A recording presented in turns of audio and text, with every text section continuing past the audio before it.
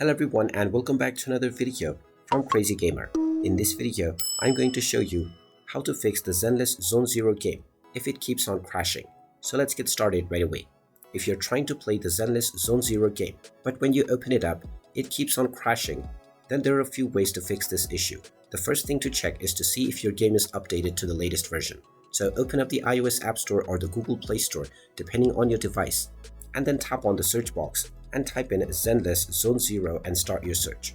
Once you find the game, just tap on it and you will see an update button if an update is available. Just tap on this button and wait for the update to install.